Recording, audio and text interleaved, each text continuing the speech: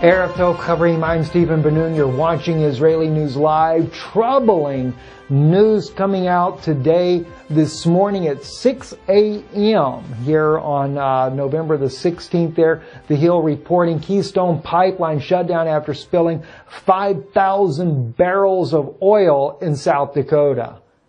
I mean, after all, the Sioux Nation, the tribal nation, the Native Americans that live in this region back in 2016 protesting with everything they had about the disaster this pipeline could be.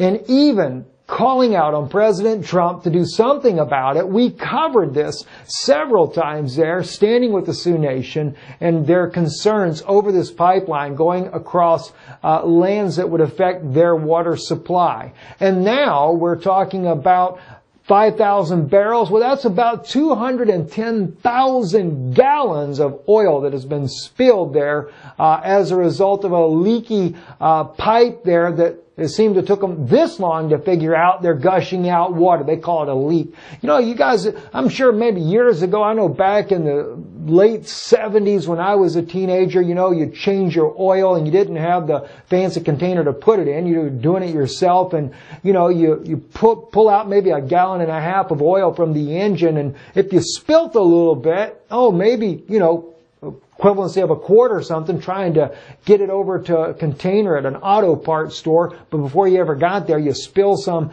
on the yard or whatever. What a mess that makes. Now that's just a little tiny fragment. Now, here we have in South Dakota, 210,000 gallons of oil being spilled. And it's like, oh, okay, it's okay, we did it, you know, and the Sioux Nation knew that something like this could possibly happen, and what the damages that would do to the environment as a result. I'm just really troubled by it. And of course, President Trump, you know, all for the sake of the economy, you got to get this pipeline going, right? Well, I'm sure now you got a new thing for the economy now. Now we have cleanup, right? Ah, jeez, it's just really terrible. I know some people, I caught a lot of flack for standing for the Sioux Nation over this, but you know, here it comes down to it. Everybody was like, oh, you know, it doesn't matter, they just want more money and that's why they're pressing for that. Well, look what we end up with now. A disaster as a result of this pipeline. You know, and my thought was, it wasn't to say not to do the pipeline. It was to make sure that we take in environmental concerns, take into consideration the Sioux Nation and their concerns for their water, their natural habitat, where they get their drinking water from. And that should be not just for the Sioux Nation, but for any American, period. The consequences for this. And I think that the rush to get the pipeline built is what made this pipeline unsafe. And that's where the trouble really comes down. Perhaps if President Trump really had pushed for making this safer and doing something about this, even if it was rerouting it, but also taking into consideration a safer pipeline, that would have been far better than the situation we got ourselves into. Let's move on into other news as well, though, friends. We're back in the swing of things here. I think we got a little bit of echo here in the studio. We set up a new studio there. We've kind of been stuck in a place where I could hardly get no upload time. It'd take 5-6 hours because of the internet. And it's been really kind of a bit of a tough situation. Also want to thank you guys for those of you that have been praying for my wife, Yana, who's going through a very serious sickness there. And thank you for those that have been helping so that we can get her the treatment that she needs. I want to thank you. It's kind of been mid-swing here, but thank you for your love and kindness to my wife there. Russia vetoes U.S. draft resolution on Syria chemical probe renewal. I am so glad to see that Russia did this, but I'm just wondering, when are they going to take and kick Russia out of the United Nations? You know, that may seem a bit much for me to say that, but I think it's only a matter of time. It's got to be. You know, because why? Everybody blames everything on Russia these days. I mean, Russia is involved in the elections. Russia does this. Russia causes this problem for Europe, that problem for the United States. Well, Russia was the problem in Syria. After all, General Wesley Clark did tell us that the United States was planning on taking down 7 nations in 5 years, which didn't quite go as planned. But of course, Iraq did go down. Syria got targeted next. We know that Libya, We see Sudan also in a quagmire with U.S. military troops being moved into there, and more troops just recently sent there. I believe 500 troops have been sent to Sudan. People might think, well, that's not that much, but believe me, it's always the internal strife. This is the way the deep state does this now. It's not that we send our own troops in so much as we go in there and stir up the internal strife to topple the nation. That may not work with Iran, but don't worry, they got a plan for Iran too. They've been working with the Saudis because they've been working with the Saudis for Syria, and also they were working with Qatar with Syria, Turkey with Syria. Turkey we don't know where Turkey stands anymore. But interesting thing is, when it comes to Syria though, and all these chemical weapons that have been used on them, we had Seymour Hersh, the incredible British journalist that exposed the fact that the sarin gas actually come from Libya during the time of what was that? Miss Clinton, who was Secretary of State at that time, made sure that sarin gas kind of worked its way around. And we have Aaron Erdem to thank, the MP member of Turkey, who exposed the fact that sarin gas was smuggled by ISIS with the help of Mr. Erdogan to get it into Syria to be able to use it against the population, blame it on President Bashar al-Assad.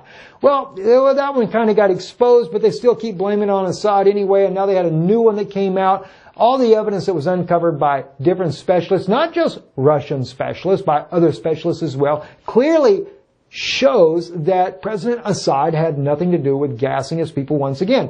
In fact, those famous white helmets that got an Oscar for being actors there in the United States there, well, they didn't do such a great job on acting on that one there. They were taking and getting rid of the sarin gas off of these little children that were dying and everything with their bare hands. Well, sarin gas, one little drop would kill a grown man. So do you really think they were taking the sarin gas off, or why didn't they flop over dead?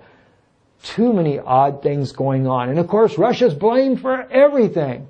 We need to get somebody from RT on here, because RT is being labeled as a Russian propaganda machine for the state of Russia. And in fact, I have to tell you, I think RT is one of the best news sources that I see out there. Not to say that I agree with everything that RT is doing, by no means. But the point is, they are a heck of a lot better than some of the other choices we have in the United States propaganda machine. And no doubt every news organization has some twist of their own in what they believe and think, etc. Even with us, Israeli News Live, I have always been a staunch supporter of Israel. But one thing I have learned, and that is, though I love my people, though I love my country, I finally come to a place to where my only issue that I care about is telling what the truth is. And even when it comes to my own country, I'm not afraid to tell it like it is. As we brought out in our message the other day about Israel, that we should have been involved with the Syrian government, joining up with President Bashar al-Assad, putting aside our differences there, going after ISIS, the common enemy there, defeating ISIS so that we would have a safer country. And then we wouldn't have all this nonsense about, well, Iran is getting too close to our borders. It's not to say that the Iranian people are bad people at all. Even like Prime Minister Netanyahu said when he was sending in aid for the Red Cross there to help the Iranian victims of the earthquake disaster, which I really applaud Prime Minister Netanyahu for doing so. I did not like the fact that as he said that, he took the time also to take a jab at the government of Iran. Forget the government of Iran. If you're doing something to help somebody, help them, and then leave the rest of the politics out of it. The people were suffering in Iran because of the earthquake as well as Iraq. And that should have been our main focus. No other political side of this. All right? But the thing is Iran would not be in Syria today helping President Bashar al-Assad defeat ISIS had Israel stepped up to the plate. Even if we used the Russians, who we are allies with, to use the Russians to be able to help defeat ISIS. Unless maybe because after, during Obama's reign and John McCain, and maybe we shouldn't blame it all on Obama either. Maybe it's the deep state in behind Obama that he only has to be the puppet to. But, maybe that's where the problem was. So maybe we shouldn't, like I said, put all that blame on President Obama, but maybe it should be more on the deep state and what they were doing. Clearly, the fact is the deep state is there to overthrow Syria. And they've been using ISIS from the beginning. Does Israel have a hand in that? Well, maybe we do have some sinister government officials in the Israeli government as well that were part of it, whether it be turning the blind eye or giving aid or whatever the case may be. But in all cases, in all governments, both U.S. and in Israel's government as well, we have some good, honest people that are also in the government. At least I want to believe that that's the case, just like I want to believe that we have some good politicians in America. I know that there's the old joke is, if you see the politician's lips are moving, then he's lying. I realize that. I guess there's always that possibility. Anyway, though, but let's have some kind of optimism that that's not always the case. But again, I applaud Russia for vetoing this U.S. draft resolution on the Syrian chemical probe. President Assad has not gassed his people, and we have had too many American experts, peace experts, that have come out and said this is nothing but propaganda and demonizing President Bashar al-Assad. And as I said in the video the other day, President Bashar al-Assad, I encourage you as well. We need to work together to bring peace in this region if there's ever going to be peace. You just can't help but wonder what's going to happen next. Also, Israel, again, is now releasing that they are ready to cooperate with the Saudis to, as it says here on the article, face Iran, is what the defense chief is saying there, face Iran. The Israeli government is now willing to share intelligence on Iran. That's very concerning to me. It lets me know that we are just one step closer to a military confrontation with Iran, and very disturbing news indeed. And I'm sure if Israel gets involved with Iran, with whether it be with the Saudis or whoever, we're going to be dealing with Hezbollah, we're going to be dealing with Hamas in Gaza.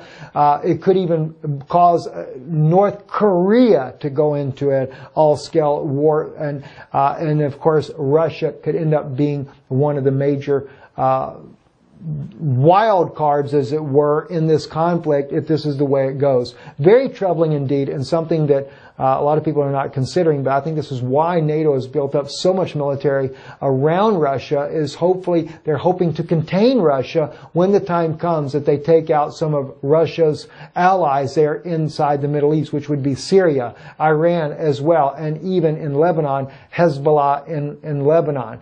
So that is one of the reasons why we see this massive buildup of NATO troops all around Russia, both on the west, even in the east. This is why the THAAD system was put inside of South Korea. Not the THAAD system was put there to protect Seoul from North Korea, but rather from Russia firing off nuclear weapons towards the mainland United States when they go to take down more of Russia's allies out in the Middle East there. This is for a global dominance. It is a land grab, and it is exactly what the deep state is doing. And this is something that I totally disagree with. As an American citizen, as a Jewish believer in Yeshua, I am also in disagreement that the Israeli government would get involved in this as well. Very troubling. One last bit of news I want to share with you guys. It kind of gets me as well. Is on Twitter there. I pulled it up.